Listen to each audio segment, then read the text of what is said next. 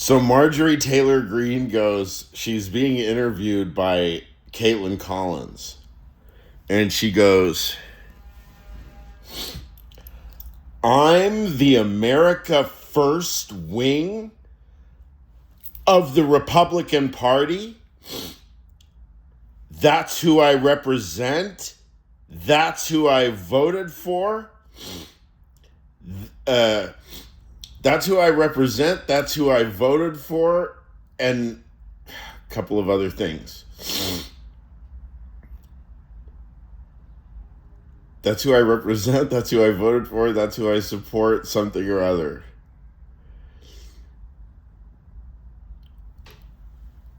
I'm the America First wing of the Republican Party.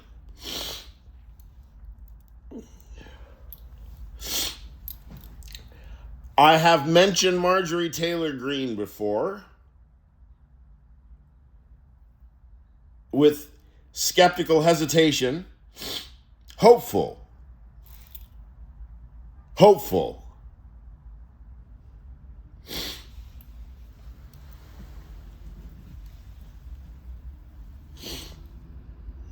Oh, she said I'm a conservative. She has her spiel, and she's boom, Caitlin Collins, and they're like,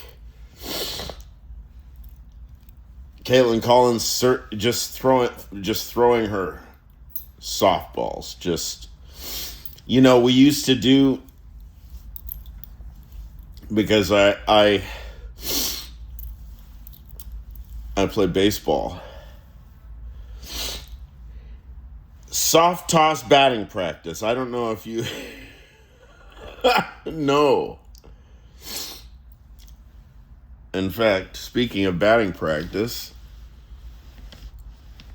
we are going to do a detour about batting practice hats. So if you notice, now even though these symbols are fake, the cloth is more or less the standard for the fitted back. So this is the standard new era fitted cap that, is like legit, fitted players wear that. But since I'm a minor league baseball nut, I'm OG minor league baseball, like from when I was a kid. I was a subscriber to Tough Stuff newspaper. It was like the main minor league newspaper, Tough Stuff. All kind of up and coming prospects. I had my own inventory of the entire farm system of every team. I knew everybody. The up and coming players are called prospects. For those of you who live outside United States. So anyway, this is the Woo Sox. Worcester. Anyway, it's Red Sox system, obviously. And I think it's AAA. And anyway, I should know these things. Wearing hats that I don't even know the history of. Anyway, but they make this for the real baseball nerds. That material, this is the so-called batting practice hat. Can you tell? You can see the batting practice material. It's sort of netted. It's there. You can see the way the light hits. It's a sort of grid.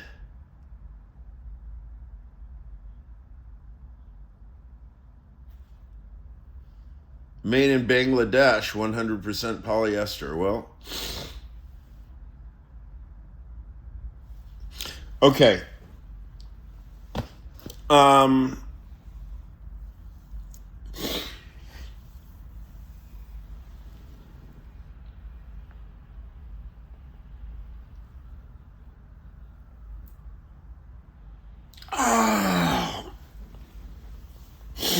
Marjorie Taylor Greene is the real Nietzschean figure.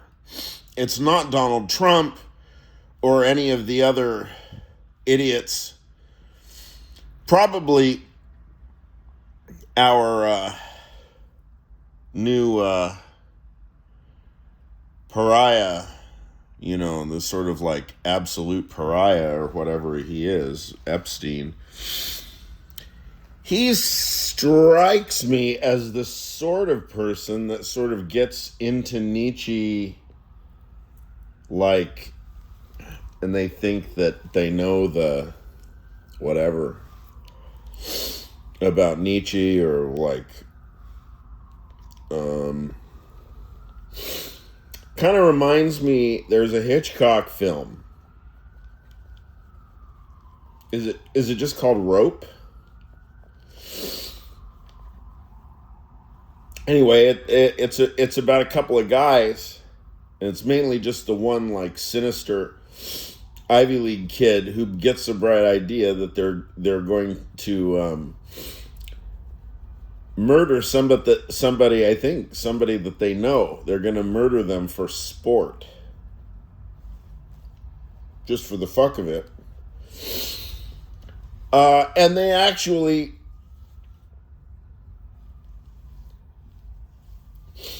tarry for a bit with some discussion about Nietzsche. Now they are excused partially because when was that? Like the early 60s or something? I mean, the Nietzsche talk through the years has been diverse, and it's been misused in every way possible. Misused. Well, look, strangely enough, we would not want to use Nietzsche for nefarious purposes, would we? It just doesn't seem to make sense.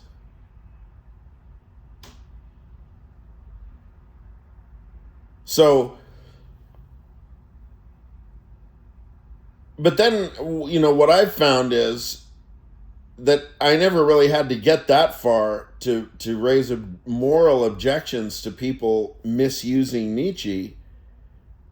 I never had to get to the moral point because I always could find technical mistakes that betrayed their complete uselessness as thinkers, whoever they were.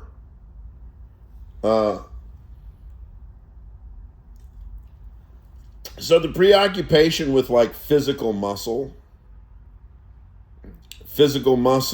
and like outright deception and breaking the law, shit like that.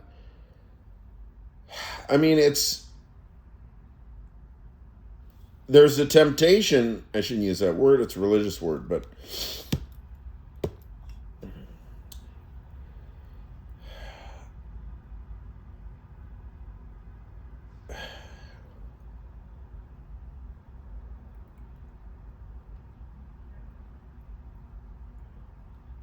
I'm getting a premonition that I'm going to get a phone call, and I shouldn't say premonition either, because why? It's a religious word.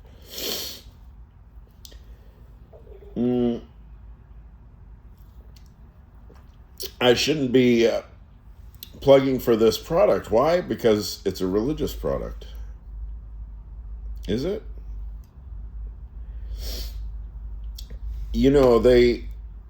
The In-N-Out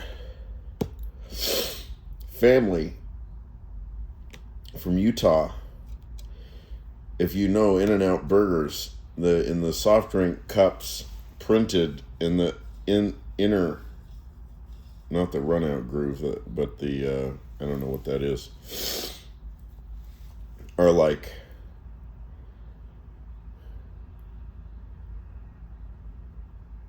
uh, index numbers from Scripture. Okay. Marjorie Taylor Greene, to my mind, is the real Nietzschean figure. Why? She flipped the script.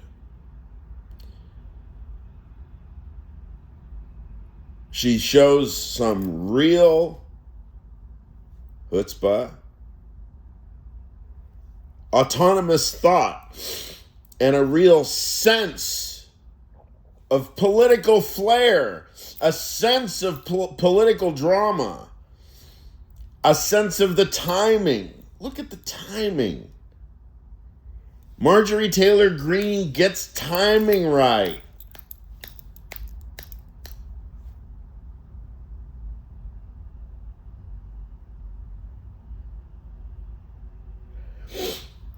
I'm the America First wing, she says. Look it up. It's an interview. It's a 5-minute interview with Caitlin Collins. Perfect. I mean, she just emphasizes, and she comes out with it all of a sudden. I'm the America First wing of the Republican Party. That's who I represent.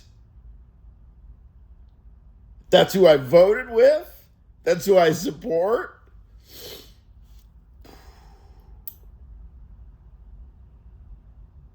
It's like butter.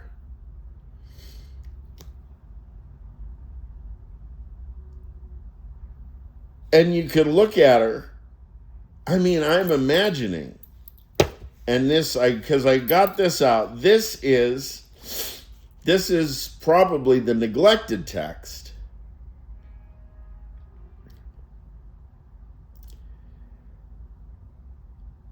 There are 100 different ways to choose everything from Zarathustra to genealogy of morals to even birth of tragedy, right? And even untimely meditations, twilight of the idols, ecce homo, everything beyond good and evil, gay science.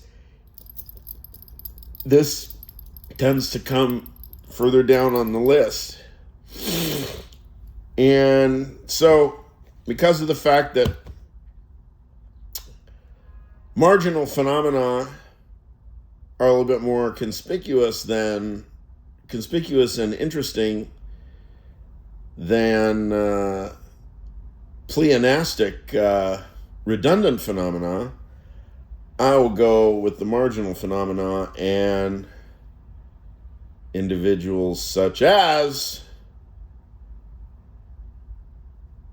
Congresswoman Taylor Greene.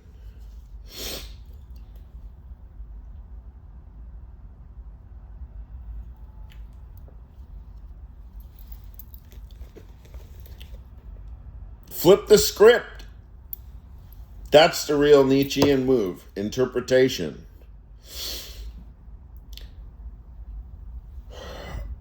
We love the idea of beyond good and evil and Wille zu Macht and all the sexy stuff, but to my mind, it's really the perspectivalism.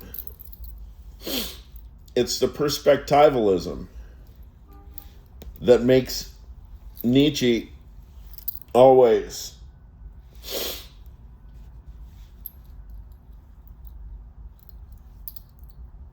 an ally for those who know, an ally for those who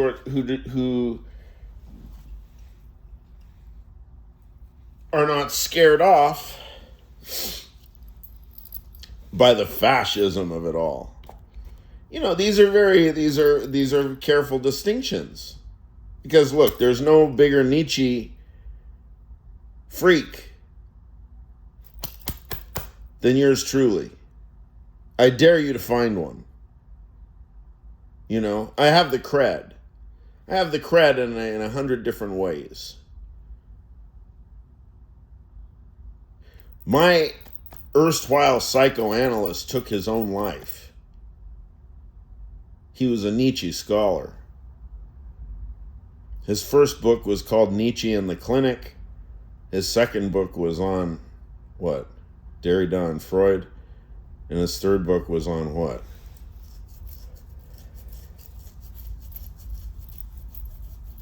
His third book, which I still really haven't gotten into, Between Two Deaths, Sublimation and Superego, with Kali, I think, and a decapitated head on the cover. It's a pretty gnarly photo. He took his life 3 months after his third book was released on Routledge. Jared Russell, that's the guy. Look him up. He's a great theoretical psychoanalyst, but not for the long haul, apparently.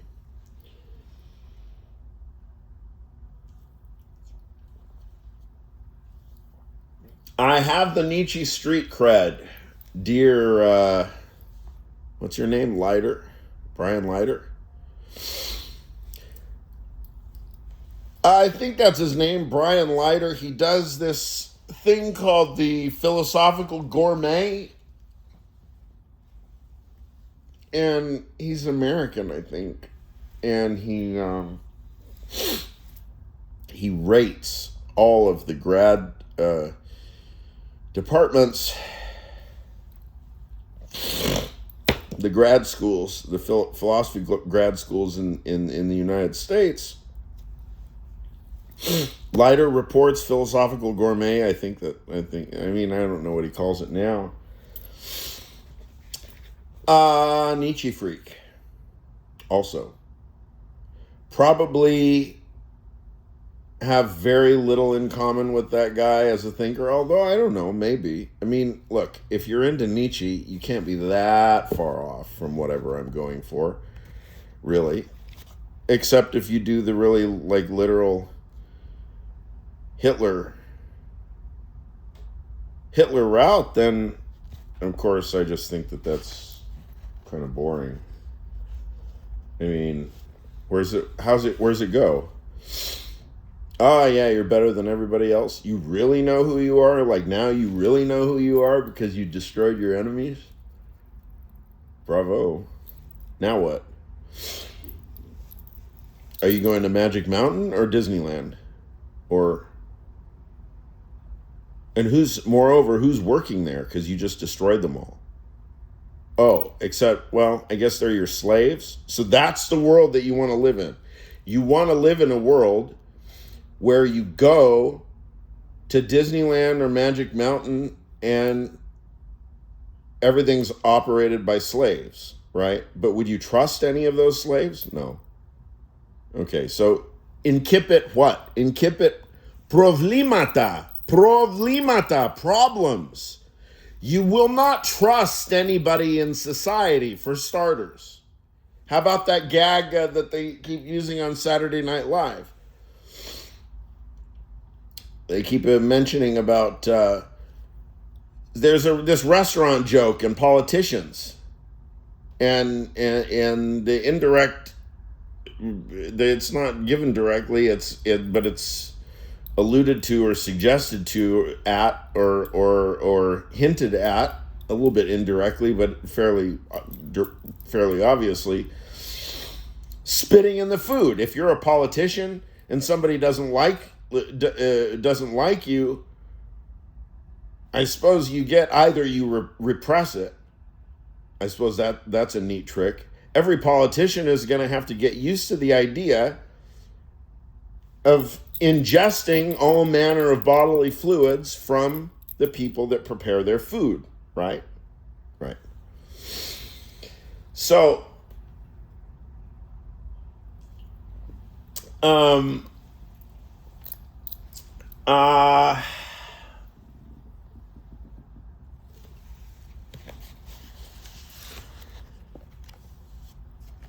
right. right. That's where it's open. I don't know what page it is. That's kind of, let's see what I can do.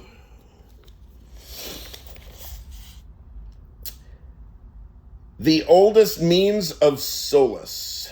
First stage, man sees in every feeling of indisposition and misfortune something for which he has to make someone else suffer. In doing so, he becomes conscious of the power he still possesses, and this consoles him. Second stage, man sees in every feeling of indisposition and misfortune a punishment. That is to say, an atonement for guilt and the means of getting free from the evil spell of a real or supposed injustice. When he realizes this advantage which misfortune brings with it, he no longer believes he has to make someone else suffer for it. He renounces this kind of satisfaction because he now has another.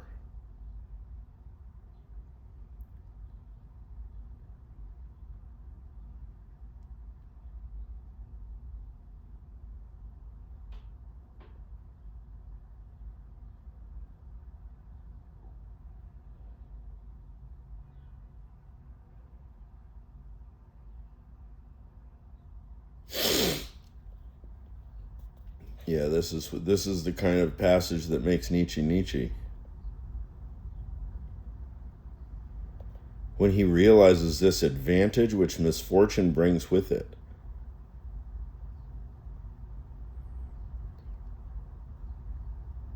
He no longer believes he has to make someone else suffer for it. He renounces this kind of satisfaction because he now has another kind of satisfaction. In other words, he's discovered the powerful tonic effects of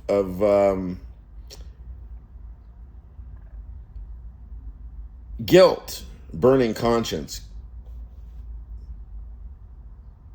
First proposition of civilization. That says 16. First proposition of civilization. Down there. Among barbarous peoples, I should be doing this in German. I don't have German copies of these. Among barbarous peoples, there exists a species of customs. Now, this is among barbarous people now, whose purpose appears to be custom in general. Minute and fundamentally superfluous stipulations, parentheses, as for example, those among the Kamshadale. What the fuck is that? Kamshadales.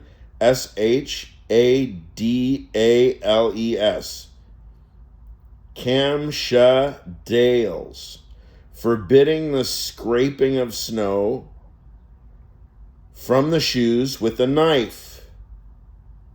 The impaling of a coal on a knife, the placing of an iron in the fire, and he who contravenes them meets death, exclamation point, end parentheses, close parentheses, which, however, keep continually in the consciousness the constant proximity of custom,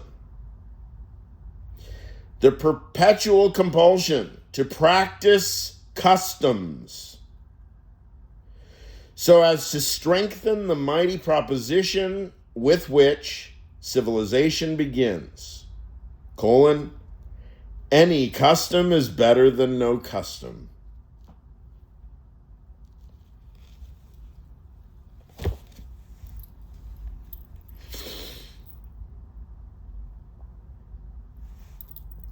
Thus spake Marjorie Taylor Greene.